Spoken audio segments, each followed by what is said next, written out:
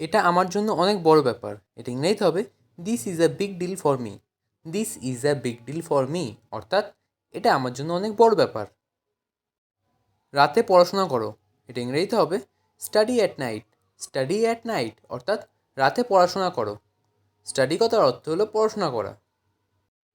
রাতের খাবার রান্না করো। এটা ইংরেজিতে হবে কুক দ্য ডিনার।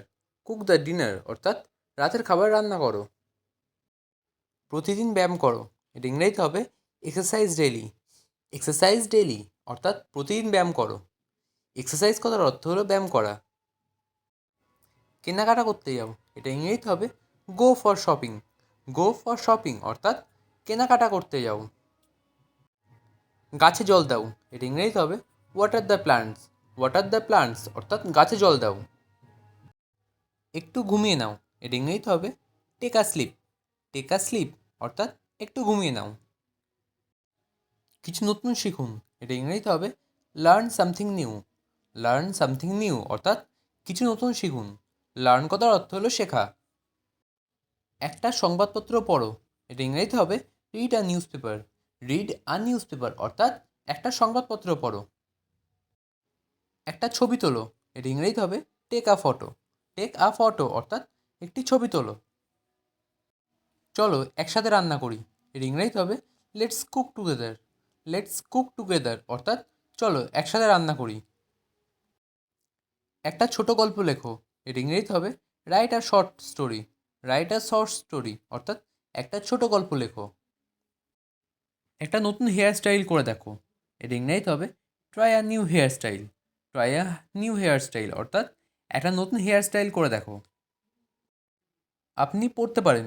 এর ইংরেজিতে হবে you can read. You can read অর্থাৎ আপনি পড়তে পারেন।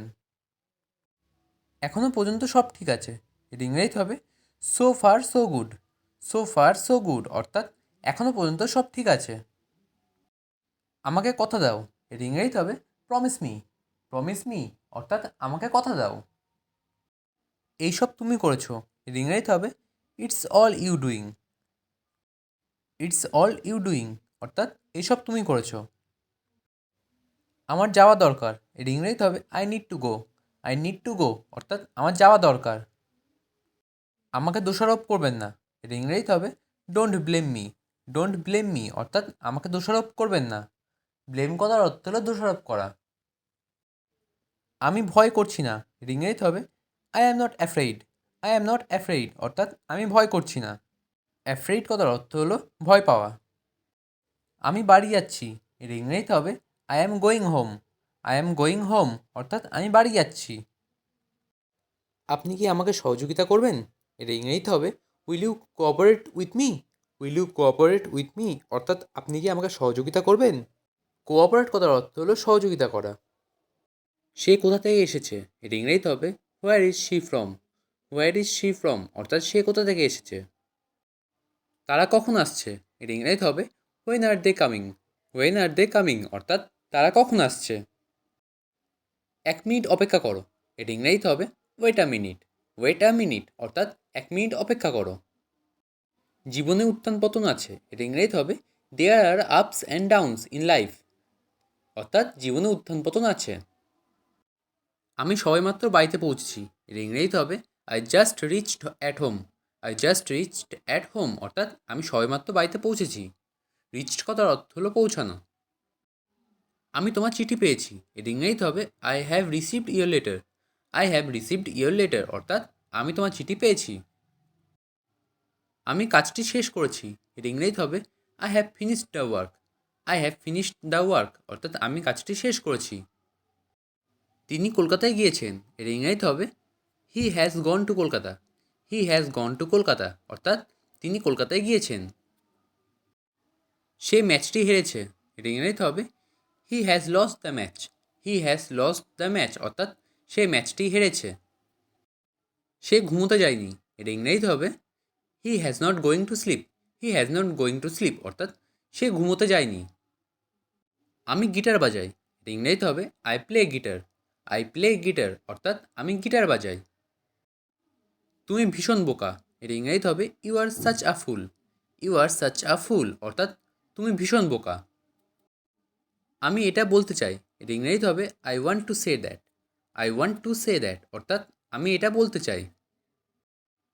তারা মাছ খেতে পছন্দ করে। এটা ইংরেজিতে হবে they like to eat fish.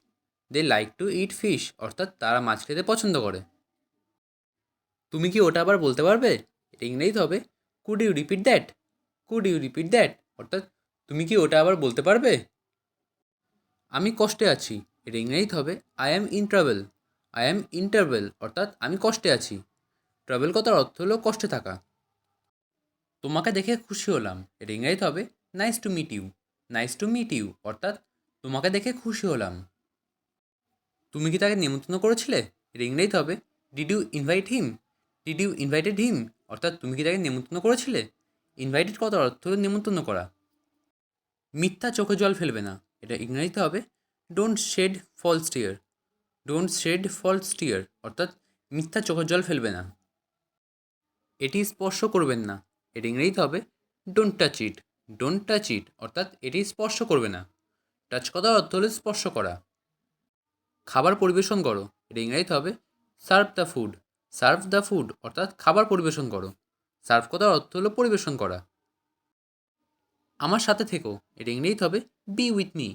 B with me অর্থাৎ আমার সাথে থেকো।